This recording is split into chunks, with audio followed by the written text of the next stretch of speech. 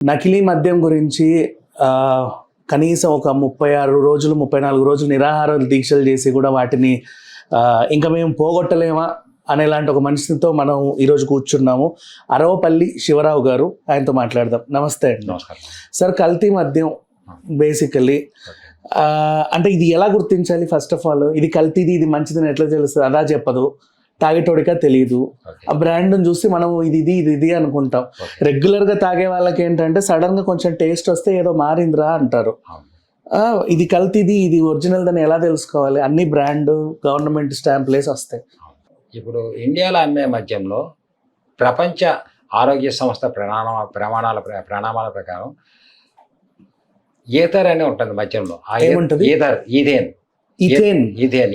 Ether అనేది మీకు కిక్కిస్తుంది.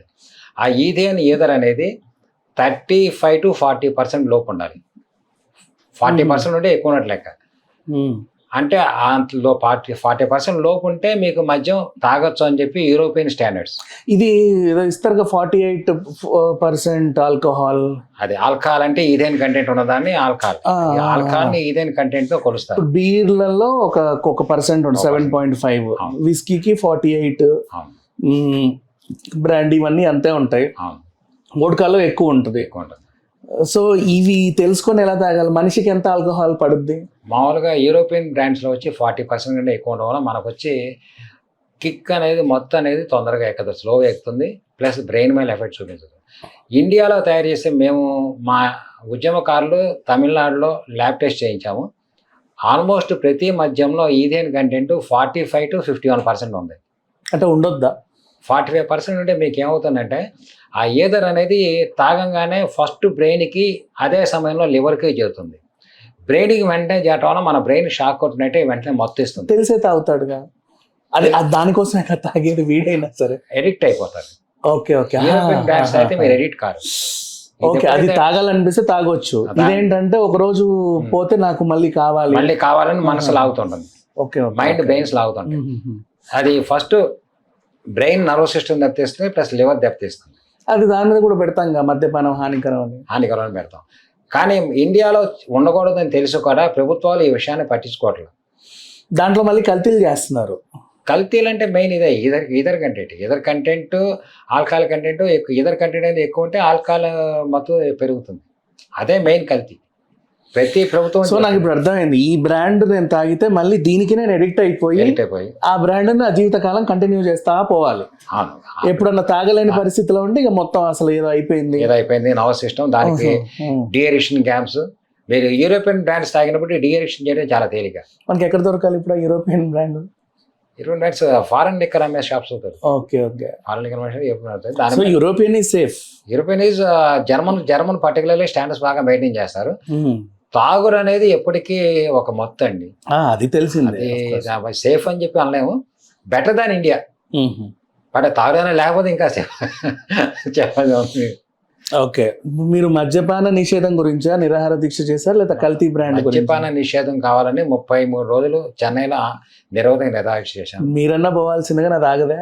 అక్కడ నేను పోవటం అనేది నాకు సమస్యలు కదా సార్. కొన్ని లక్షల మంది మహిళల జీవితాలు బాగుపడుతున్నప్పుడు నేను ఒక్కడిని పోతే ఎంత ఉంటాయండి సార్. అది కరెక్టే. అంటే అంత చేసినా అక్కడ వరకు వెళ్ళినా కూడా రాగలేదు కదా.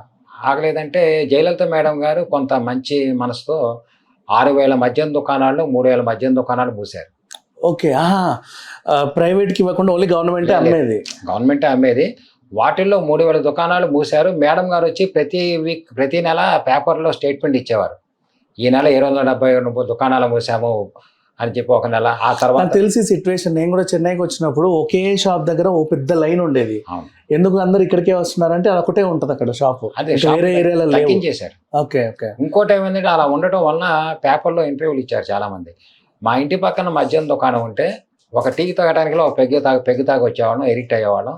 దూరం వెళ్ళాలి, లైన్లో నుంచోవాలి అనేసరికి ఇవాళ మేము తాగుడికి బయటకు వచ్చేసాం. లేకపోతే ఎప్పుడో తాగుడు బానిసలు అయ్యేవాళ్ళం. అలా చాలామంది ఈ లైన్లు కట్టడం, ఇంటి దగ్గర మద్యం దుకాణం లేకపోవడం వల్ల చాలా మంది మద్యానికి వ్యసనం కాకుండా బయటపడ్డారు.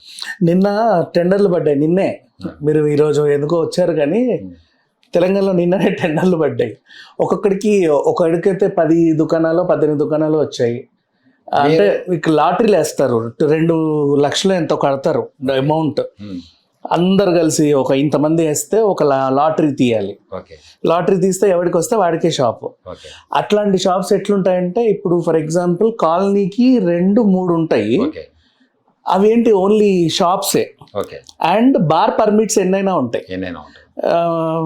వీటి కాలం వచ్చి 2 ఏళ్ళు, 2 ఇయర్స్కి రెన్యువల్ అవుతాయి. బార్ నీ ఇష్టం. ఓకే సో ఒక కాలనీ మనం మాట్లాడుకుంటే ఇప్పుడు ఒక ఫర్ ఎగ్జాంపుల్ హైదరాబాద్ గురించే ఓకే ఒక కాలనీ, ఒక అమీర్పేట ఒక తీసుకుందాం సింపుల్గా, ఓకే ఒక 500 మీటర్స్ రేడియస్. ఓకే రేడియస్లో నీకు కనీసం ఒక 10-15 బార్లు ఉంటాయి, ఓకే ఒక 4-3 మీ వైన్ షాపులు ఉంటాయి. అవునండి.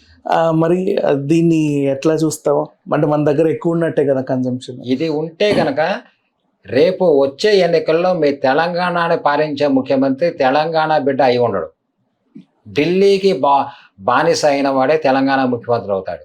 మీ తెలంగాణకి తెలంగాణ బిడ్డ ముఖ్యమంత్రి కావాలా, ఢిల్లీ బానిస మీ ముఖ్యమంత్రిగా ఉండాలో మీరు నిర్ణయించుకోవాలి. ఎవరున్నా కూడా మందు షాపులు అన్నాయి కదా, సంఖ్య తగ్గదు కదా. అక్కడికే వస్తున్నారు. ఇవాళ మీరు తమిళనాడు చూసినా తెలంగాణ చూసినా, తమిళనాడులో 1 కోటి మంది మద్యానికి బానిస అయ్యారు. తెలంగాణలో తేలిక ఆ సంఖ్య 80 లక్షలు ఉండవచ్చు అని నా అంచనా. అంటే ఎంత? 80 లక్షలు.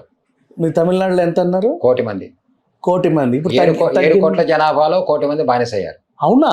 అవును. అంత రేషియోనా తమిళనాడులో? తమిళనాడు ప్రతి రాష్ట్రం అదే పరిస్థితి. తెలంగాణలో ఏంటంటే మందు అనేది ఒక ఎమోషన్ యాక్చువల్లీ ఇక్కడ వాళ్ళకి. అంటే ఫెస్టివల్స్ వచ్చినా తాగుడు ఉండాలి.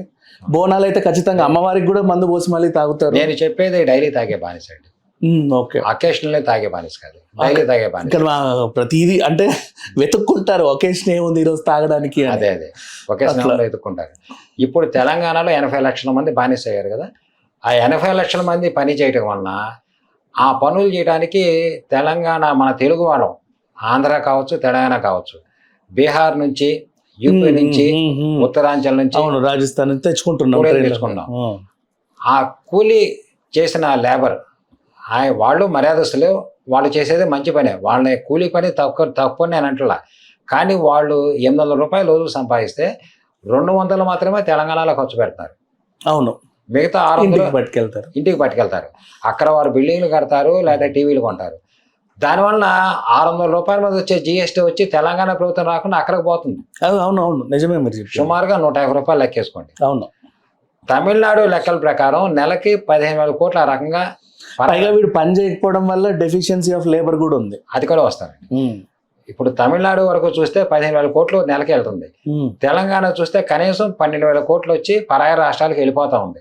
ఆ 12,000 కోట్లు తెలంగాణలో ఖర్చు పెడితే తెలంగాణకి వచ్చే పన్ను రెవెన్యూ 2,000 కోట్లు సుమారుగా. తక్కువలో తక్కువ అబ్కారీ ఆదాయం, పన్నుల ఆదాయం.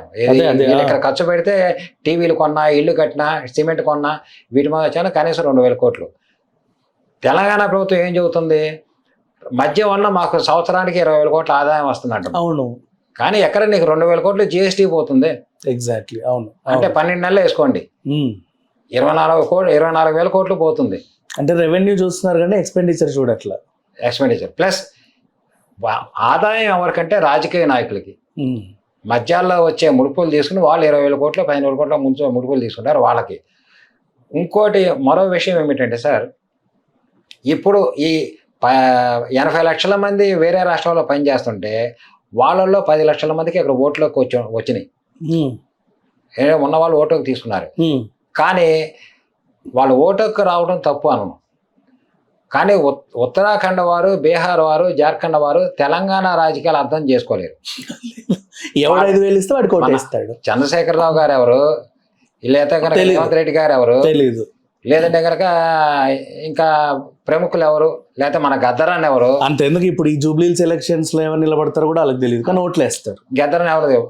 ఆ ఉత్తరాది వాళ్ళంతా ఏం చూస్తారంటే, వాళ్ళు ఢిల్లీలో మోడీ గారు ఏం చెబుతున్నారు, లేదా రాహుల్ గాంధీ ఏం చెబుతున్నారు చెప్పి వాళ్ళు చెప్పింది కాబట్టి ఓట్లు వేస్తారు. అప్పుడేమవుతుంది, మీకు 2000 ఇటీవల ఎన్నికల్లో అధికార పక్షానికి, ప్రతిపక్షానికి ఉన్న మెజారిటీ ఓట్లు డిఫరెన్స్ సుమారు 2 లక్షల నుంచి 3 లక్షల కోట్లు, మ్యాక్సిమం 4 లక్షల కోట్లు ఉంటాయి. ఏది వారు టఫ్గా ముక్కోన పోటీ ఉండటం వల్ల. రేపు ఈ 10 లక్షల మంది ఓట్లు వేస్తే చాలు నిర్ణయాన్ని ప్రభావితం చేయడానికి. అవును. సో వెంటనే ఢిల్లీ వాడు ఏమంటాడు, నా బానిస ఎవరు, వాడే ముఖ్యమంత్రి అంటాడు. ఇక్కడ కూడా ఉంది, ఇప్పుడు మీరు అన్నదే సేమ్. రేపు మనకు జూబ్లీ సెలక్షన్ ఉంది కదా, ఇక్కడ ఏంటంటే కమ్మ ఓట్లు ఒక 30,000 40,000 ఉంటాయి. ఓకే ముస్లిం ఓటర్లు 1,00,000 మంది ఉన్నారు. ఓకే అండ్ వేరే ఇతరులు వేరే రాష్ట్రాల నుంచి చెందిన వాళ్ళు కూడా మిగతా వాళ్ళు ఉన్నారు. వీళ్ళు ప్రభావితం చేస్తారు. అవును, వీళ్ళు ప్రభావితం చేస్తారు. సో తెలంగాణకి ఎంతో పోరాడి సాధించుకునే తెలంగాణకి అనేక కొన్ని వేల మంది ప్రాణాలు త్యాగం చేసి సాధించుకున్న తెలంగాణ బిడ్డ ముఖ్యమంత్రిగా ఉండాలి ఎల్లప్పుడూ అంటే తెలంగాణ ప్రజలకు మొదట మద్యపాన దుకాణాన్ని నిషేధింపజేయాలి.